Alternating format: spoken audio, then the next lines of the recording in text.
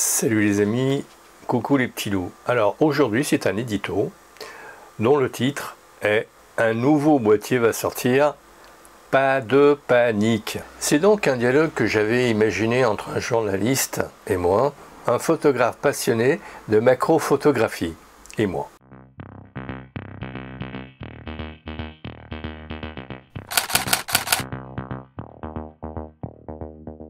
C'est donc un dialogue que j'avais imaginé entre un journaliste et moi, après que j'ai lu un article sur le Z6 II, qui disait entre autres choses « Que peut-on dire sur le Z6 II qui n'est que l'évolution d'une version précédente du Z6 ?»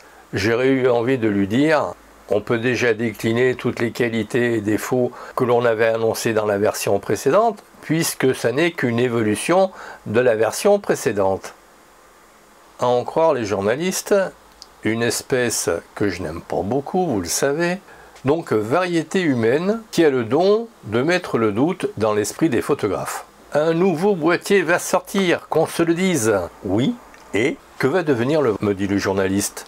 Il va continuer à faire des photos pour autant que je prenne mon appareil pour faire des photos. Mon appareil photo va tomber en poussière? Il va être en ruine? Ah bon? C'est grave, docteur? Encore assez? Dites-vous?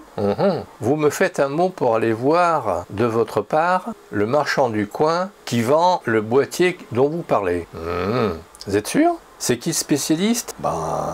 Je sais pas, vous peut-être? Moi je sais pas, mais j'ai 66 ans et j'ai plus d'une cinquantaine d'années d'expérience photographique. Alors votre avis sur la question, vous savez où vous pouvez vous le coller? Oui, vous savez? Donc on a déjà dû vous dire que votre avis est aussi capital que le choix de notre papier hygiénique. Pour ma part, j'ai eu un Nikon D3 pendant 8 à 9 ans. Le D3 est sorti en octobre 2007. Il a fait suite à un D2X, un D2H, qui eux-mêmes faisaient la suite d'un D100, venant juste avant un F3 et un Nikon FM. Je ne suis passé au D750 qu'en 2015, pour mes 60 ans. Tout cela pour vous dire que je garde minimum 5 ans mes boîtiers, si ce n'est une dizaine d'années. Donc je n'ai pas connu le D4, ni le D5, et encore moins le D6. Amis photographes, vous avez un boîtier que vous maîtrisez, que vous aimez, et qui vous fournit de bonnes photos lorsque vous faites des photos avec. Alors pourquoi cette angoisse? Peur de ne plus faire de belles photos? Pourquoi serait-ce le cas? Un photographe passionné de macro-photographie. Il paraît que le nouveau boîtier qui va sortir fait du 20 images par seconde. Vous avez besoin d'une telle puissance de feu, vous qui mettez 3 plombes pour faire des photos de vos petites bébêtes, comme vous dites. Vos 5 images par seconde ne vous suffisent plus? Il paraît qu'il y a aussi un boîtier qui fait du 4K à 120 images par seconde. Ouais, c'est vrai. Et rappelez-moi le nombre de vidéos que vous faites par an? 2. Une pour l'anniversaire de votre épouse et l'autre pour le nouvel an. Vous avez déjà monté des films? Non, savez-vous qu'il y a des connaissances particulières à avoir pour faire le montage d'un film? Non, vous vous en foutez? C'est juste pour avoir un souvenir d'événements heureux? Je comprends, oui, tout à fait. Rappelez-moi, votre appareil photo numérique, il tourne en 1080, non? C'est quoi le 1080?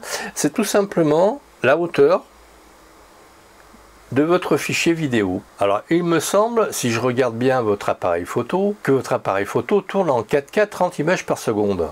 Donc un boîtier qui tourne à 120 images par seconde n'est pas censé vous intéresser dans la mesure où vous ne faites que 2 vidéos par an, ni même qu'il fasse 20 images par seconde alors que vous mettez 3 plombes pour faire une photo. Vous vous sentez mieux, hein?